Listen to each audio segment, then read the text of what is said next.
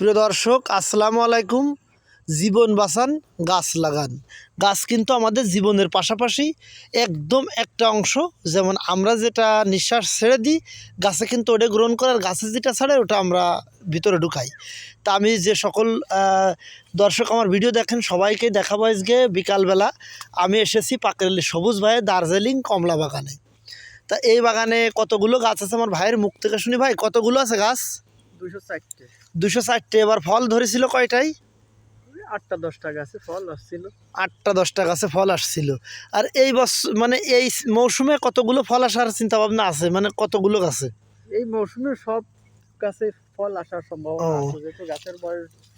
ঠিক আছে ভাই, একটার পাশাপাশি আর একটাও দেখতেছি চাষ। ভাই এই জায়গায় যে আপনি মান্দা করেছেন এটা কিসের জন্য? এটা হচ্ছে বাঙ্গি। বাঙ্গি, তাই তো ভাই? অলরেডি দর্শক আপনাদের দেখায় আমি, এই দেখেন বাঙ্গির বীজ অলরেডি বের হয়ে গেছে। এই যে তাহলে দেখেন, ইচ্ছা থাকলে কিন্তু উপায় হয়। আর আমরা আপনার বাগানটা ঘুরেই দেখাচ্ছি। এই ভিডিওটা একটু বড় হবে, আমি না টেনে সুন্দর করে দেখাচ্ছি। দেখেন আমাদের এই দেখেন বিকালবেলা কিন্তু সূর্য এই যে ডোবা ডোবা ভাব, এ সময় কিন্তু আমি এসেছি। তা এটা কিন্তু আমাদের দার্জিলিং কমলা। আর এর ভিতর দিয়ে কত সুন্দর করে বিট করে দেখেন।